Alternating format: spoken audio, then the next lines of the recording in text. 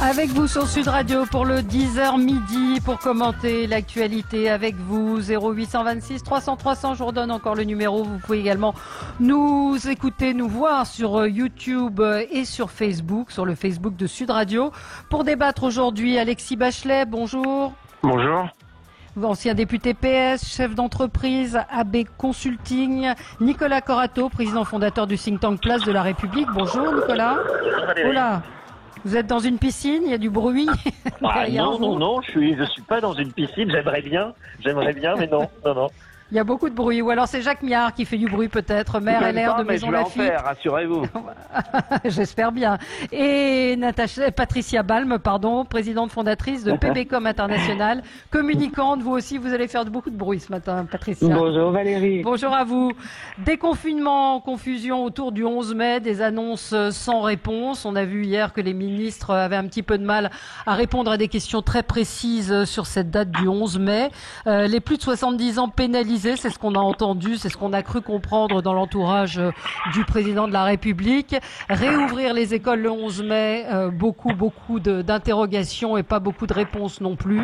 Et puis Emmanuel Macron, le premier fan de Didier Raoult. On en parle avec vous de tous ces sujets et on vous attend. Petit tour de table sur ce qui a retenu votre attention. Peut-être un coup de cœur de Jacques Miard, étonnant. Alors, écoutez, un coup de cœur ironique, effectivement, à Emmanuel Macron, qui rejoint le cercle prophétique des souverainistes. Parce que véritablement, le tête-à-queue idéologique qu'il vient de faire est absolument stupéfiant et à mon avis le décrédibilise parce que on peut pas changer comme ça de braquet de cette manière, surtout quand on a fait sa campagne électorale sur la mondialisation heureuse, sur véritablement l'ultralibéralisme, etc., etc. Donc c'est véritablement un coup de gueule, je dirais, un coup de chapeau ironique. Alors bien évidemment, c'est peut-être l'arrivée de la Pentecôte, n'est-ce pas, avec les lumières divines, mais je crois qu'en réalité, là encore, c'est qu'il s'est aperçu qu'il s'est planté. Et c'est pas la première fois.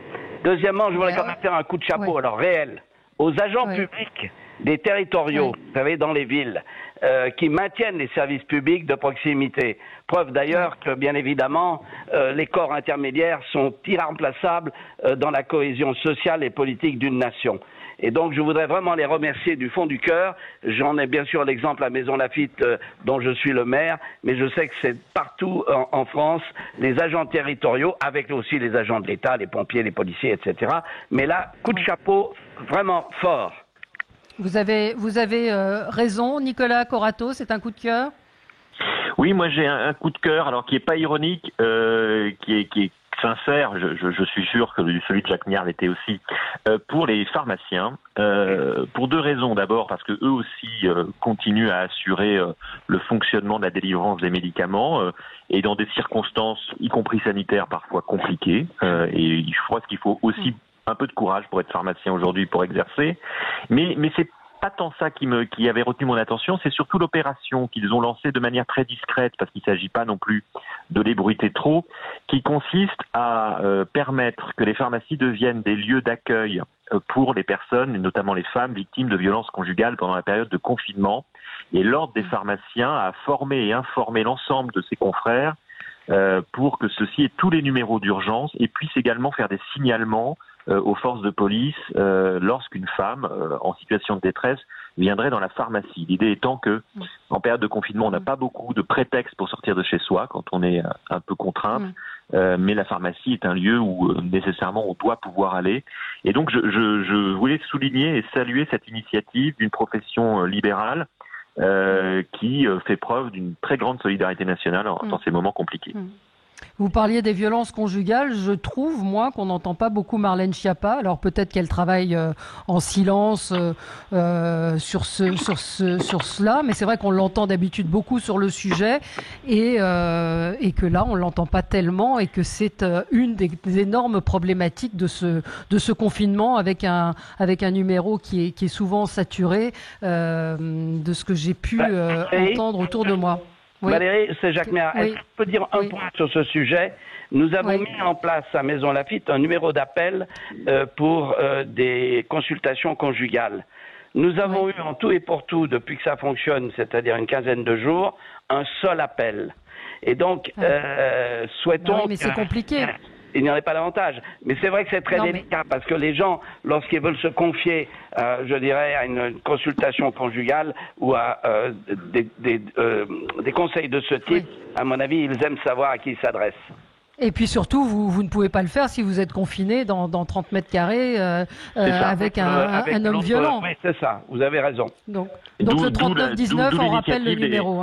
D'où l'initiative des pharmaciens. Et aujourd'hui, si vous allez dans votre pharmacie, le pharmacien peut vous permettre de téléphoner depuis sa pharmacie, effectivement, au numéro d'urgence, voire même au commissariat si vous êtes en situation de danger. Donc c'est aussi, il faut le savoir et je pense que c'est utile. Et on pourrait d'ailleurs imaginer que d'autres types de commerces de proximité, et c'est en cours, je crois, dans certaines fédérations de commerçants, servent aussi de relais et permettent à ces femmes, sociologiquement sont majoritairement des femmes, après, moi, la question que je pose, c'est après. Une fois que vous avez signalé les violences, il se passe quoi? Eh ben, une fois que vous avez signalé des violences, c'est vous retombez dans le cercle un peu infernal de la victime de violences conjugales, et notamment avec un problème derrière, qui est l'idée d'obtenir une ordonnance de protection. Vous savez que c'est une ordonnance d'urgence par un magistrat qui permet soit d'évacuer le mari violent, soit de vous évacuer. Mais ça, aujourd'hui, en période de confinement et d'arrêt des tribunaux, c'est très compliqué à obtenir. Et je pense qu'effectivement, là, les pouvoirs publics, alors, la ministère de la Justice y est très sensibilisée, mais c'est un sujet sur lequel il faudrait mettre le paquet parce que on sait à quel point le danger est là. Et je rejoins Monsieur Miard, c'est vrai qu'il y a malheureusement et de manière très inquiétante assez peu d'appels dans les centraux, dans les numéros chargés de ça, ce qui veut peut-être dire qu'effectivement les femmes sont en train de subir un vrai drame à domicile et invisible. Donc il y a une urgence là-dessus et il y a une urgence de mobilisation des forces de justice et de police. Alexis Bachelet. Oui. Un coup de gueule. Oui, alors c'est un coup de gueule, mais c'est surtout pour qu'on n'oublie pas la situation dramatique. Il y en a beaucoup en ce moment, mais je trouve qu'on n'en a pas beaucoup parlé. Ça sera sûrement un sujet de réflexion pour l'après crise sanitaire, mais c'est l'hécatombe dans les EHPAD. On en parle beaucoup quand même. On en parle un peu plus parce qu'on a les chiffres, Valérie, mais ça fait pas très longtemps qu'on les a. Ça fait une semaine à peu près, 8-10 jours qu'on a les chiffres. Avant, on n'avait pas les chiffres. Certains journalistes avaient fait des enquêtes et avaient commencé à relever établissement par établissement, mais depuis qu'on commence à avoir les chiffres, c'est-à-dire je le rappelle, depuis à peu près une huitaine de jours seulement, on se rend compte que ce qui était craint est en train d'arriver, c'est-à-dire que la mortalité, il y a une surmortalité colossale. On va arriver probablement à la fin de l'épidémie à presque 1% sur les 700 000 personnes qui aujourd'hui sont dans un EHPAD, ce qui est quand même incroyable, énorme, considérable. Et donc ça veut dire qu'il y a eu des signalements d'alarme. Il ne s'agit pas aujourd'hui de savoir qui est en responsabilité sur cette situation. Je pense que il y a le président de la République l'a reconnu dans son intervention, il y a eu beaucoup de ratés, il y a eu des échecs, et je pense que ça c'est un échec pour notre société, de se dire que nos aînés auront été les plus gravement touchés. Alors c'était logique par rapport, on va dire, à ce virus qui s'en prend d'abord aux plus fragiles et aux plus anciens, mais les plus anciens qui étaient dans les EHPAD, on aurait pu imaginer qu'ils auraient peut-être bénéficié d'une meilleure protection, il n'en a rien été. Bien au contraire, et ça nous amène à réfléchir sur finalement le vieillissement dans notre société et la prise en compte de la dignité et du respect des personnes âgées. Donc moi je trouve que ça montre un certain mépris et une certaine relégation de la vieillesse et des personnes qui sont très âgées. On sait que certains de ces établissements étaient déjà considérés, entre guillemets, comme des mouroirs à cause du sous-effectif, à cause du manque de personnel formé, à cause du manque de moyens. Et donc, comme à l'avenir, il y aura de plus en plus de personnes âgées et très âgées, si on ne veut pas avoir dans les années qui viennent des milliers et des milliers de personnes qui meurent dans des conditions indignes et dans l'indifférence générale, il faut se reposer la question de la manière dont on traite les personnes âgées et très âgées dans notre pays. Je pense que ça serait une des leçons à tirer de cette situation dramatique. Ouais. Sacha nous dit 700 000 lits en EHPAD. Pour rappel, tous les décès sont comptabilisés, même ceux hors cause Covid. Oui, Sacha, mais c'est assez récent. Effectivement, Alexis Bachelet a raison là-dessus. Patricia Balme, c'est un coup de gueule qui va nous amener à notre débat. Alors, plus qu'un coup de gueule, Valérie, je dirais une interpellation. Lundi soir, le président de la République a reconnu des erreurs, des retards, voire des ratés sur l'anticipation de cette crise sanitaire. C'est pourquoi je vais poser une question. À partir du 11 mai, chaque Français disposera-t-il d'un masque pour se protéger ? Nous sommes actuellement plus de 66 millions de Français. Donc à la base, il faudrait 66 millions de masques, multipliés par le nombre d'heures de validité d'un masque, multiplié par le nombre de jours où il faudra en porter au moins un à partir du 11 mai. Pour l'instant, il n'y a pas de masque disponible. Personnellement, et je pose la question aux auditeurs de Sud Radio qui nous écoutent, s'ils en ont trouvé. Moi, je n'en ai pas trouvé. Et je vais vous donner un exemple. Nous sommes la 6e puissance mondiale.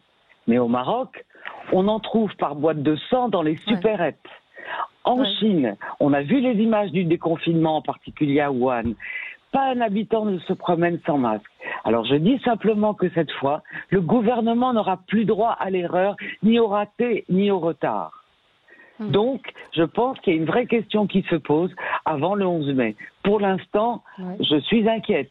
Et on ne parle même pas des écoles, des écoliers, est-ce qu'ils auront des masques, les professeurs. Tout ça est un vrai sujet et un vrai problème. C'est pour ça que j'interpelle le président de la République, le gouvernement, où sont les plus de 66 millions de masques qui devront être à disposition des Français à partir du 11 mai. Ben oui, vous avez la question, est-ce qu'on a la réponse ? Oui, Jacques Miard. Oui, juste pour vous dire que la ville de Maisons-Laffitte, c'est-à-dire que j'ai fait commander 25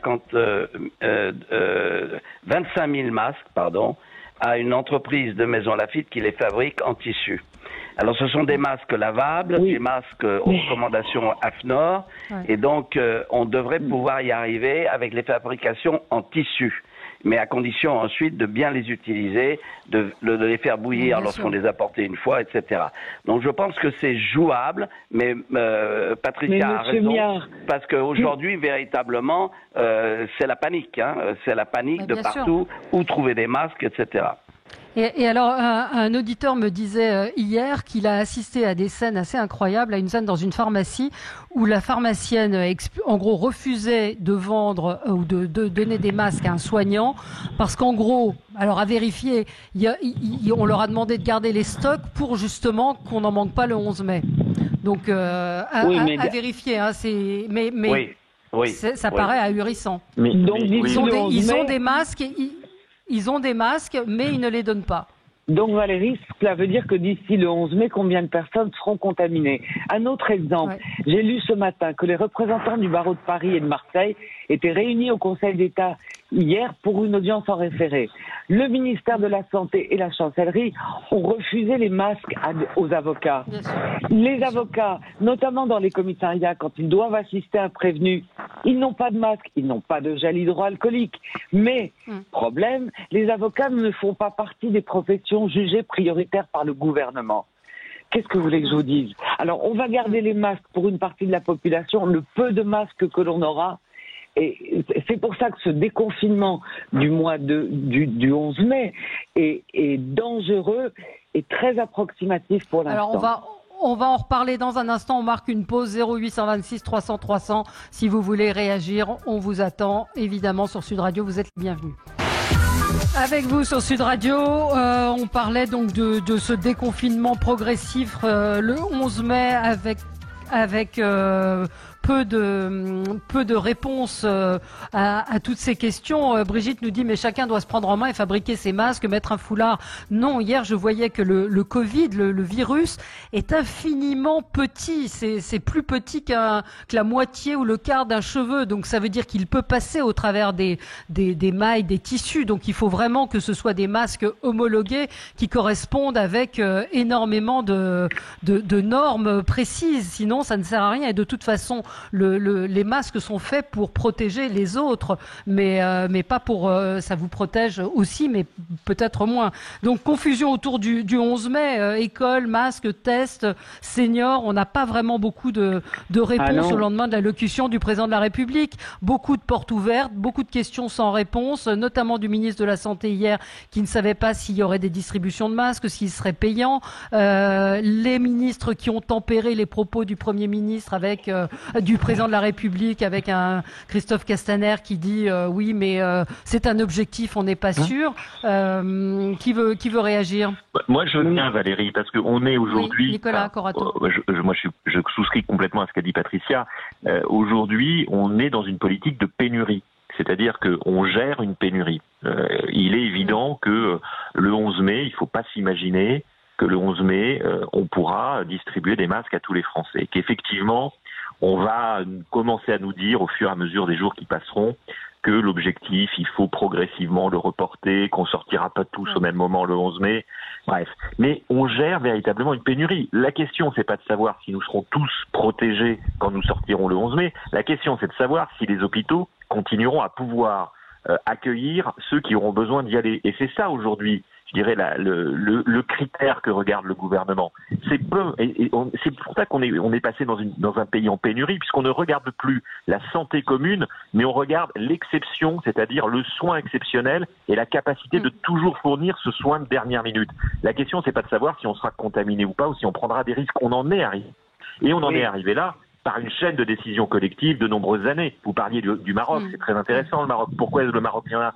Parce que toute l'Europe a délocalisé ses usines textiles de luxe, notamment au Maroc, et que les usines textiles qui étaient avant dans le nord de la France, elles sont au Maroc. Mais ça, on était tous contents d'acheter les jeans pas chers. Donc il y a un moment, et on n'a pas fait grand-chose pour les pauvres ouvrières du Nord qui se sont retrouvées au chômage dans les années 70, 80 et 90.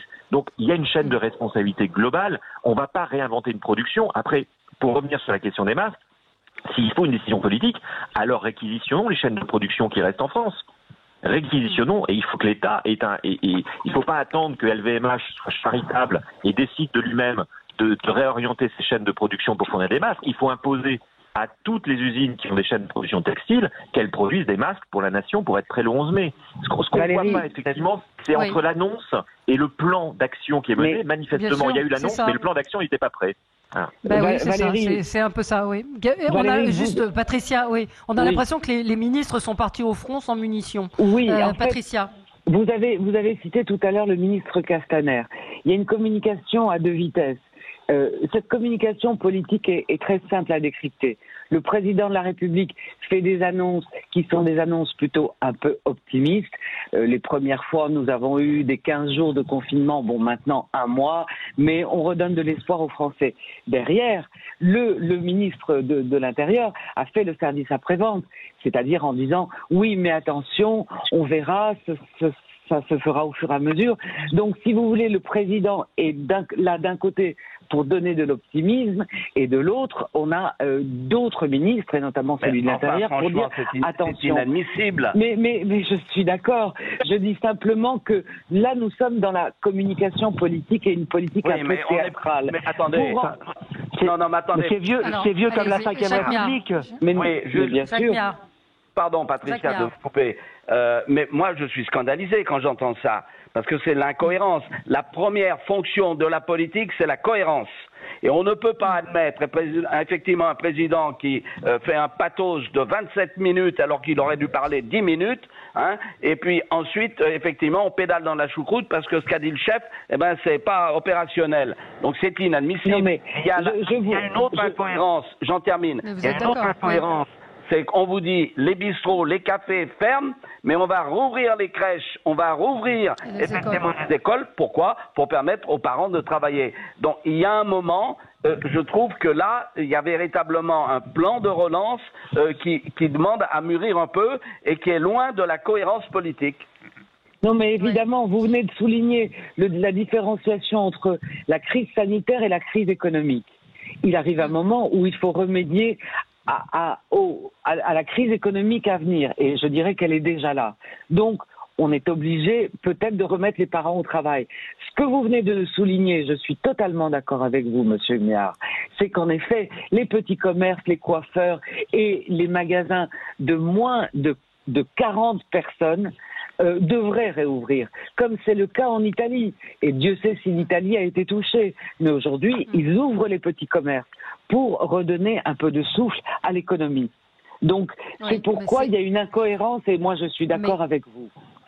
Mais on a eu tout à l'heure Catherine Hill, qui est une épidémiologiste, qui est quelqu'un qui fait autorité dans son métier et qui n'est pas écoutée, enfin qui est atterrée de la manière dont est gérée l'épidémiologie du Covid. C'est-à-dire qu'on n'a pas fait les tests qu'on aurait dû faire, qui auraient pu être faits simplement. Donc il y a eu. Mais on ne les a pas, Valérie. Mais qui aurait pu être fait pour savoir combien de personnes faire des tests pour essayer de faire sur une échelle. Ça n'a pas été fait. Donc on marche, on avance à l'aveugle. Mais oui, les tests, il faut les chercher, hein. Pour revenir sur les personnes âgées dont vous parliez, Valérie, sachez quand même que dans les EHPAD, les aides-soignantes ou les aides-soignants confectionnent des blouses de protection avec des sacs poubelles. Qu'est-ce que vous voulez que je vous dise? On n'a rien anticipé, et voilà. Mais sur encore une fois sur ces questions, sur ce qu'a affirmé le président de la République, et visiblement derrière il n'y a pas encore les réponses. Ça vous évoque quoi, Alexis Bachelet? Non, moi, ça m'évoque. Non, je suis là et j'écoute. Non, après, est-ce qu'il y a une stratégie de communication autour de ça? À l'évidence, oui. Le président de la République était là pour annoncer des, entre guillemets, meilleures nouvelles, donner des perspectives plus rassurantes à la population, tout en annonçant la prolongation du confinement. Et après, à charge au gouvernement, si je puis dire, de se débrouiller avec les problèmes opérationnels. Or, il se trouve que dans cette crise sanitaire, ce qui domine depuis le début, ce sont justement les questions opérationnelles, les questions de matériel, d'équipement, de mise à disposition de moyens de protection, à la fois pour les soignants, mais on voit bien aujourd'hui, c'est des millions et des millions de personnes qui sont en attente au moins de masques pour pouvoir sortir. Or, à ces questions-là, il n'y a absolument aujourd'hui aucun début de réponse. C'est-à-dire que le président de la République a annoncé effectivement une date du 11 mai, mais derrière, on a l'impression que le gouvernement est un peu pris au dépourvu et qu'il improvise aujourd'hui, un peu en catastrophe, des réponses. Hier, toute la journée, j'ai écouté le ministre Blanquer, Christophe Castaner et même le Premier ministre. Aucun n'a su répondre à aucune des questions opérationnelles qui étaient posées, notamment par la réouverture des écoles. Et ça, ça c'est le principe de précaution et maintenant la prudence, Alexis. Non, mais quand on annonce un objectif, quand on annonce un objectif ambitieux, parce que finalement, après un mois de confinement, 4 semaines, ça passe vite. On les a vécus. 4 semaines, ça va. Le temps, il défile. Bon. Et la date butoir du 11 dit, à partir du 11, progressivement, on va commencer à rouvrir les crèches, les écoles. Bon. Mais ça veut dire que derrière, il faut apporter des réponses concrètes à tout un tas de questions. Comment vont fonctionner les écoles? Est-ce qu'il y aura de la cantine?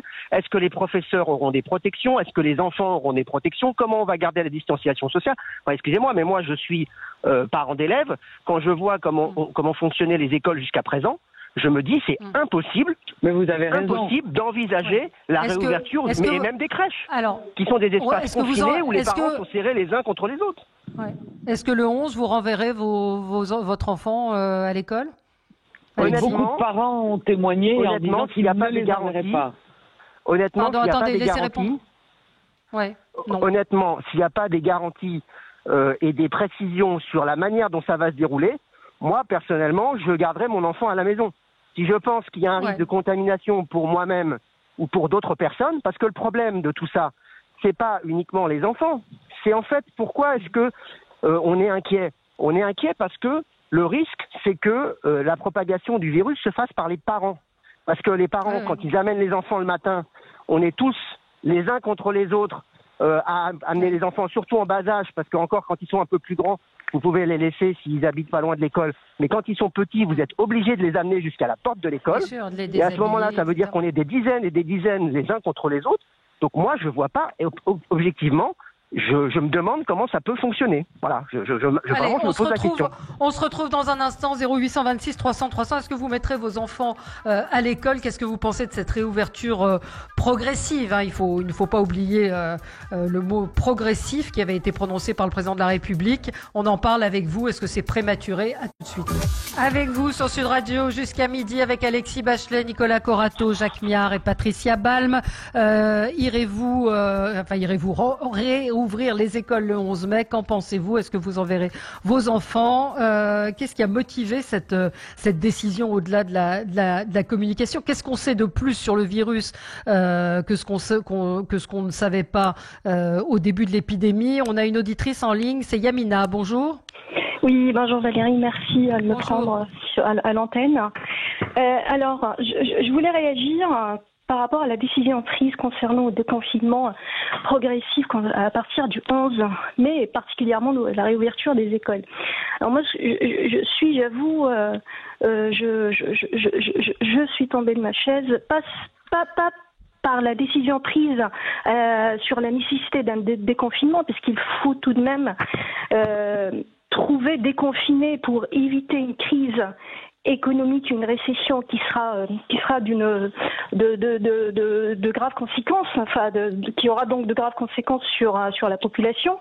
Néanmoins, une décision de déconfinement qui n'est accompagnée par aucune stratégie, par aucun plan, et ça, c'est ce qui est scandaleux. Ça fait un mois qu'on est confinés. Ces gens-là qui sont à la tête de l'État. Vous êtes enseignante? Je suis enseignante à l'université.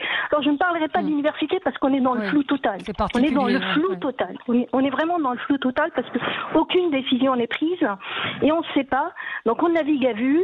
Les étudiants se posent des questions, comme les enseignants d'ailleurs, et on ne sait pas répondre à leurs questions sur les examens, sur les partiels, sur les stages, sur énormément de sujets. Néanmoins, quand on n'est pas capable d'apporter des réponses précises comme le font les autres pays qui ont mis en place des stratégies de déconfinement bien précises avec des plans bien précis comme le Danemark, l'Italie, l'Allemagne et l'Espagne avec une obligation parfois généralisée ou ciblée de port de masque, de distanciation physique, etc., etc.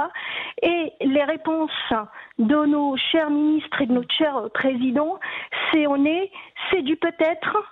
On est tout le temps dans du peut-être, le masque sera généralisé, peut-être les tests, enfin alors là la question des tests est encore un autre scandale, puisqu'on nous dit qu'on va tester les gens qui ont des symptômes, j'espère que c'est déjà le cas en l'occurrence, et on parle pas des gens asymptomatiques qui sont aussi des vecteurs de contagion, donc on comprend pas.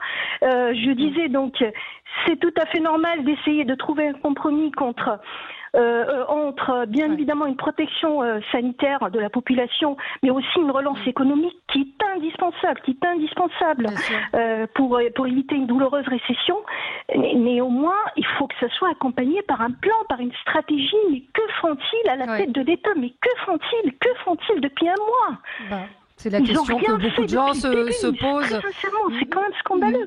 Quand je vois ce qu'a mis le Danemark, qui a réouvert effectivement ses écoles pour les petits depuis, je crois, hier ou avant-hier, ça a quand même accompagné par un plan, par une distanciation, par un accueil par petits groupes des élèves, etc. Donc comment faire? Alors on va peut-être nous annoncer des choses. Le Premier ministre a dit qu'il allait consulter, discuter.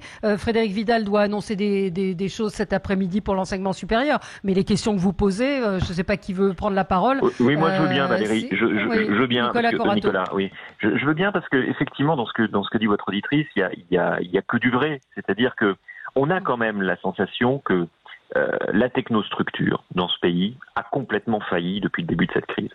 Que ces gens qui sont censés être des intelligences supérieures capables de planifier, d'anticiper des choses, de prévoir, de penser l'impensable, parce que ça sert aussi à ça l'État d'une certaine manière, sont complètement en retard systématiquement et incapables de poser leur stylo et de prévoir effectivement un plan de sortie de crise. Alors c'est excessivement compliqué comme sujet, moi je leur jette pas forcément la pierre, mais je constate que dans d'autres pays qui ne sont pas dotés des écoles normales d'administration que nous avons, finalement, l'État, qui est parfois moins puissant, je pense à l'Allemagne, finalement, l'État, les pouvoirs publics ont réussi à sortir, ou en tout cas à préparer une sortie de crise. Donc ça, c'est le premier point. Je voudrais juste parler de l'enseignement, parce que votre tutrice est enseignante. C'est un bon exemple.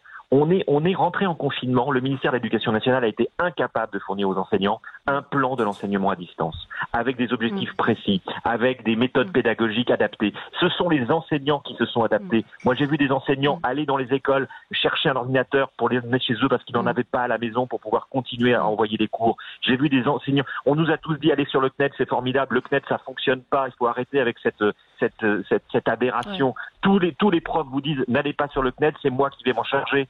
On a remis, finalement, heureusement qu'on a des enseignants, heureusement qu'on a fait des fonctionnaires de catégorie B et C qui ont assumé les responsabilités pendant toute cette crise, parce que les fonctionnaires de catégorie A et hors cadre, on a du mal à voir quelle est leur valeur ajoutée dans cette crise. Et il y a un vrai sujet pour l'État et son fonctionnement qui doit être posé aujourd'hui et demain. Jacques Miard. Oui, je voudrais intervenir, parce qu'effectivement, il se pose un problème opérationnel, je l'ai dit tout à l'heure. Alors, à la décharge de la technostructure, il faut quand même remonter un peu dans le temps, où l'idéologie, c'était critères de Maastricht, purge budgétaire, et on a coupé dans les budgets. Il faut le savoir. Donc ça, il y a quand même une responsabilité collective européenne qui est évidente, et qui aboutit à la démobilisation des services publics. Les services publics sont passés à la casse, avec l'idéologie d'ailleurs ultralibérale de M. Macron. Deuxièmement, on voit bien que pour réussir effectivement cette rentrée le 11, c'est bien sûr les collectivités territoriales qui devront agir. Et moi, je vais bien sûr réunir une cellule de crise, je l'ai déjà faite, pour voir comment on peut effectivement, en toute sécurité, rouvrir des crèches pour permettre aux parents d'aller travailler. C'est pas simple. Monsieur le maire, tout le monde n'a pas la chance d'habiter à Maison Lafitte. Non, mais même... non, mais attendez, je fais la défense. L'inégalité territoriale, ça existe aussi dans ce pays. Il y a des mairies qui n'ont pas les moyens de commander 25 000 masques, comme vous l'avez fait. Non, mais attendez.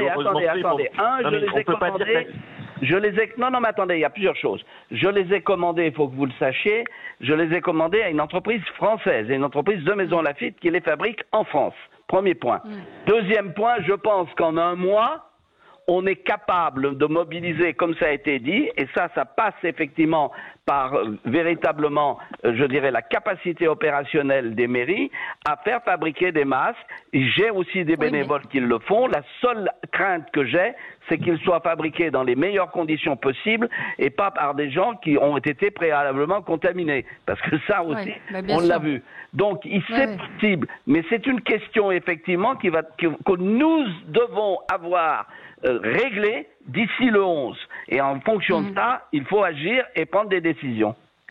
Oui, Patricia Palme. Là, c'est intéressant ce que dit Jacques Miard, parce que là, on est dans le fédéralisme, finalement.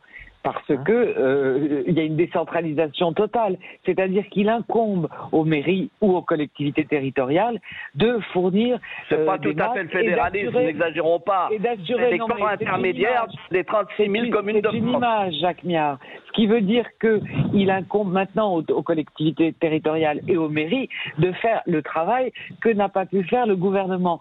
C'est juste une réflexion et c'est intéressant, c'est une observation pour dire là où l'État a peut-être failli, eh bien, ce sont les collectivités territoriales et les mairies qui reprennent le flambeau.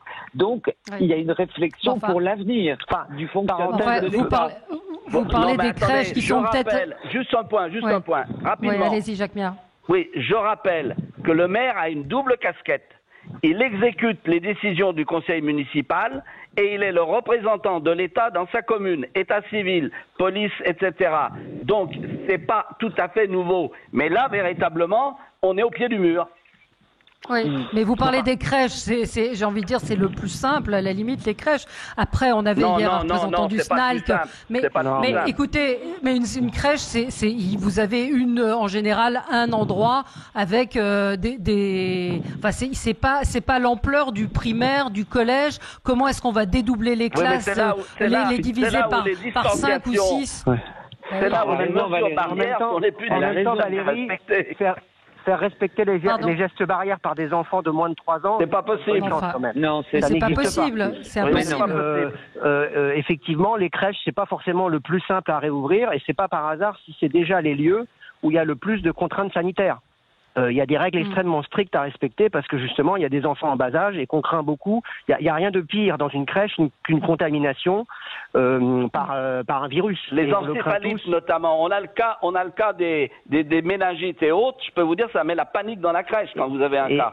Et pour revenir sur ce que disait Patricia Balme, effectivement le constat, on peut commencer à regarder ce qui se passe dans les pays voisins, c'est que le pays qui a le mieux affronté cette crise sanitaire, c'est l'Allemagne. L'Allemagne, voilà. C'est l'exemple. Qui est un pays très décentralisé, puisque c'est un pays très fédéraliste, avec des régions très puissantes, un État qui ne veut pas tout faire, qui ne s'occupe pas de tout, mais qui, visiblement, il y a une très bonne complémentarité. Un État qui a bénéficié d'une monnaie sous-évaluée pour se faire des couilles en or. Oui, mais ça, cher Jacques, c'est la faute de nos gouvernements qui n'ont jamais su établir un rapport de force avec l'Allemagne. L'Allemagne a défendu ses intérêts et on peut constater que le gouvernement allemand a visiblement... Elle a bénéficié de la sous-évaluation de sa monnaie.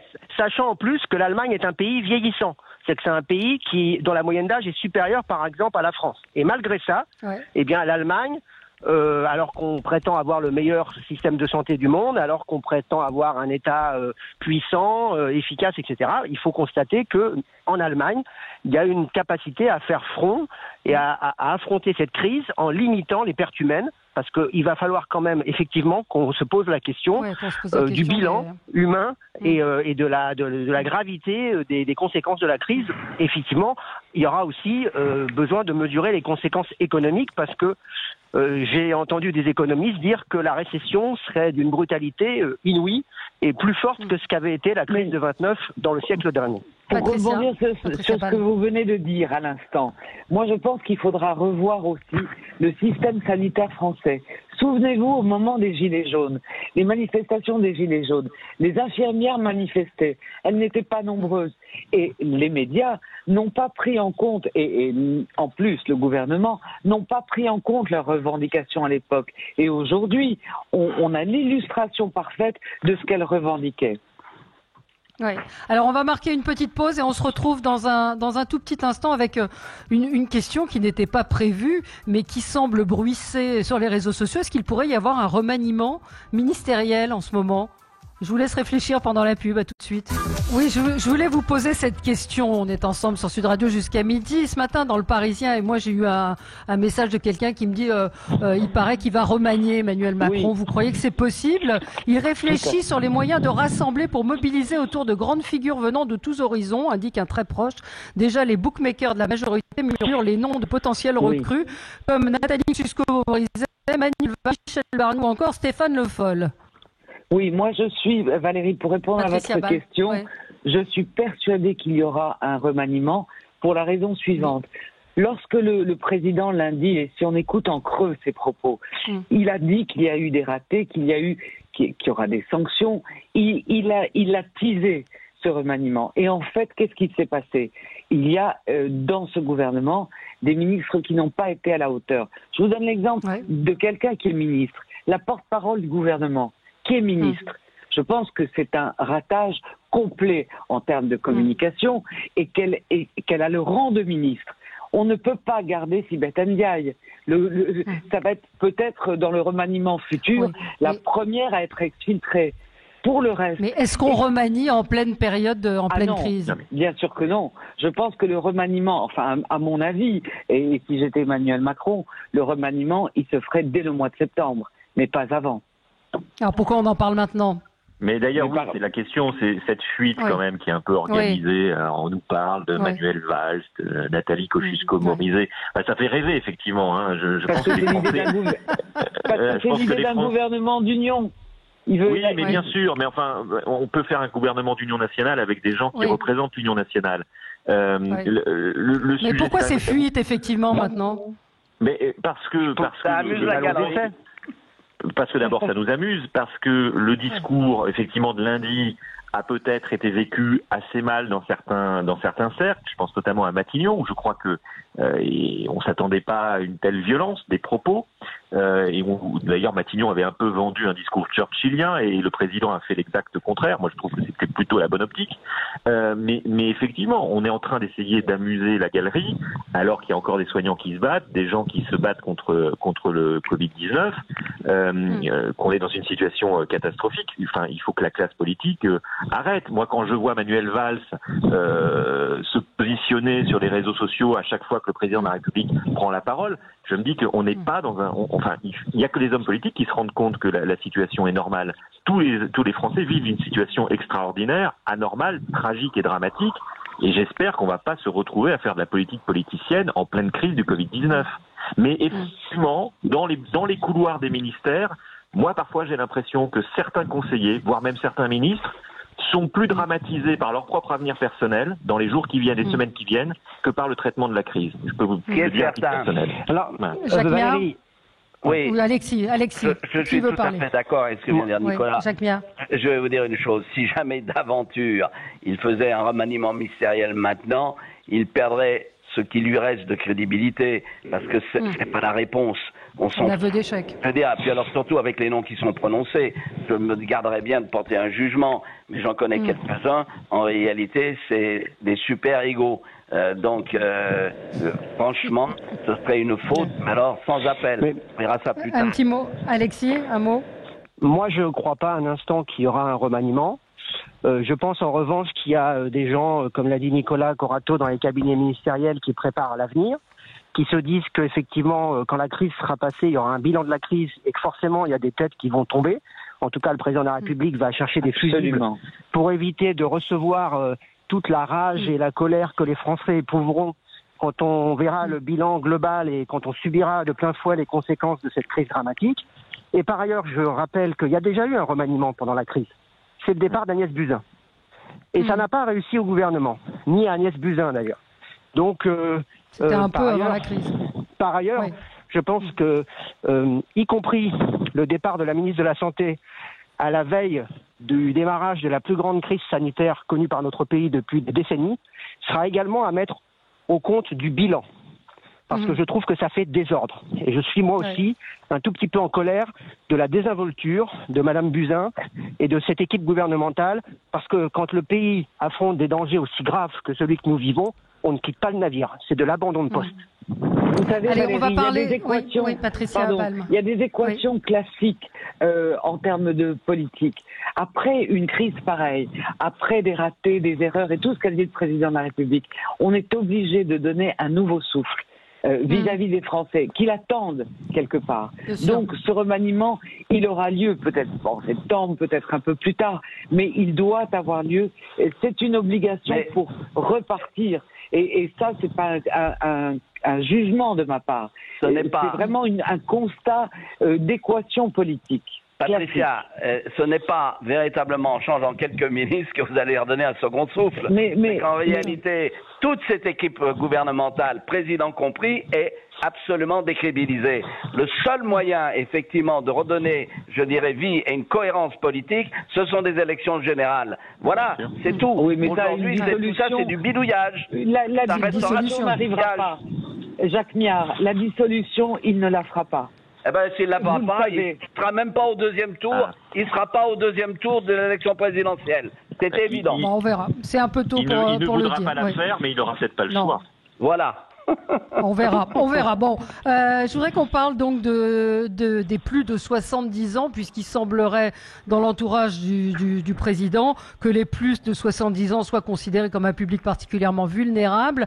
Officiellement, donc, il n'y a pas de date qui a été actée par l'exécutif pour le déconfinement des seniors. 70 ans, est-ce qu'on doit décréter un âge comme ça qui ne représente finalement ce que nous disait Marie de Henzel tout à l'heure, pas grand-chose. C'est-à-dire que l'âge ne veut pas dire grand-chose. Absolument. Et ce que je dis pour les seniors, à partir du moment où tous les seniors auront à leur disposition des gants et des masques, ils sont exactement comme les autres catégories de population. Je vais vous dire une chose, l'âge, il faut le compter dans l'ordre ou le désordre? C'est-à-dire Voilà, moi je me sens pas visé par ce genre de mesures. Ben voilà. Et je suis aux commandes de la ville, et je suis au tarmac, et je suis dans ma mairie. Vous voyez à quel point la pénurie nous emmène, c'est qu'on est en train d'envisager des mesures extrêmement liberticides et extrêmement discriminatoires pour une seule et simple raison, c'est qu'on n'a pas les moyens matériels de gérer cette crise. Parce que après, la question, c'est si on n'a pas de masque, et surtout si on n'a pas la capacité de tester massivement la population, effectivement, la seule solution pour préserver la santé de nos seniors, c'est de décréter ce genre de mesures. Mais ce sont des mesures d'expédient. Ce sont des mesures, c'est les mesures les pires qu'on puisse être amené à prendre.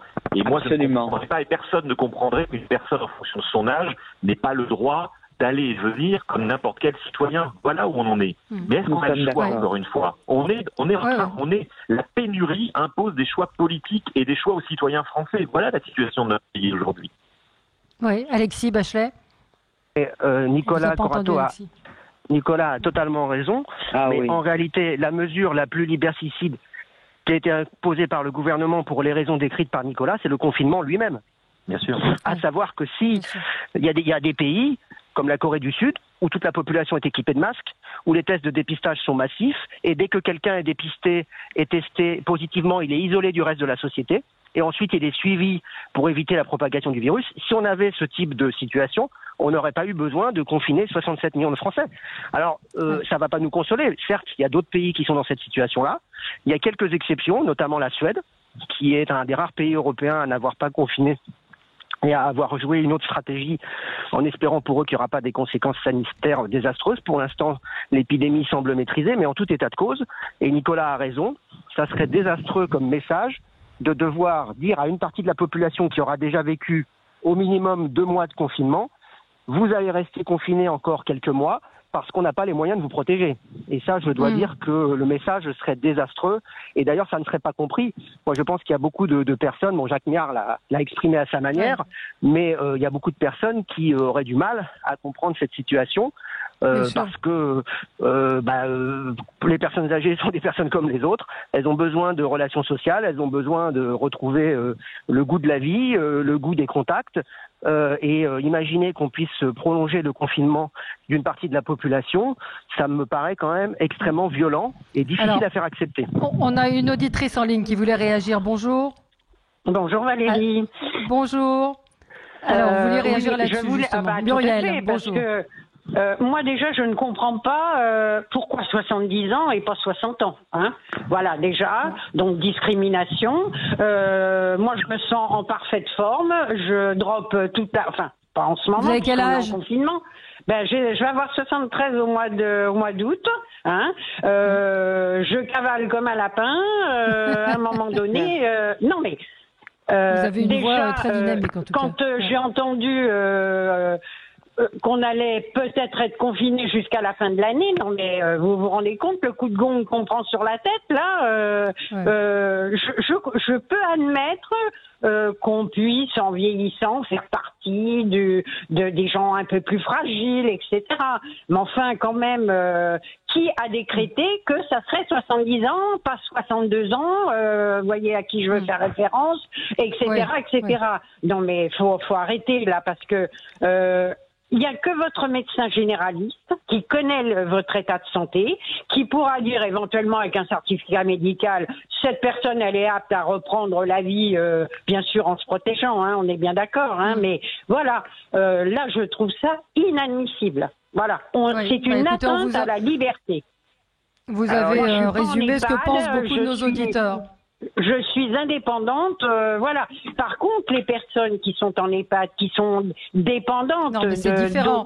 C'est différent. Voilà. On parle pas effectivement de ça, mais il y a un auditeur qui a fait une réflexion en disant 60 ans, on est trop jeune pour arrêter de travailler, il faut travailler plus tard, et 70 ans, on est des débris prêts à être jetés. Jacques Miard, vous vouliez réagir à ce que vient de nous dire Muriel? Mon père, il a travaillé jusqu'à 79 ans, et il était artisan, ça c'est vrai. Mais c'est clair que cette personne a parfaitement raison. C'est fonction, je dirais, de la personnalité de chacun, personnalité sanitaire, santé, et ça montre véritablement dans ce genre de réflexion que s'il y a une égalité qu'il faut rechercher, c'est celle devant les problèmes de santé, mais pour cela, il faut avoir des services publics à la hauteur et pas continuer la purge budgétaire de Bruxelles. Bien sûr. Et ben voilà, écoutez, ce sera... Oui, Patricia. Valérie, je dis simplement non à la discrimination sur ce sujet. Oui. Oui. On a Dimitri qui nous dit « Je suis prêt à faire beaucoup de choses pour les personnes qui me sont chères et qui ont plus de 70 ans afin de les garder en vie, etc. etc. » C'est vrai que il y a des gens qui travaillent et qui sont très actifs à 70 ans. Écoutez, c'est à suivre. C'est peut-être un ballon d'essai, comme on dit, pour voir comment les gens réagissent. En tout cas, on voit que sur le 11 mai, retour à l'école, visiblement, ça remporte pas l'adhésion des parents. Et ensuite, il n'y a pas non plus d'unanimité sur cette histoire de confiner les seniors plus longtemps que les autres. Merci à tous les quatre. Merci à vous, auditeurs de Sud Radio. Très bonne journée. Dans un instant, c'est André Berkoff qui sera avec vous. À demain à 10h.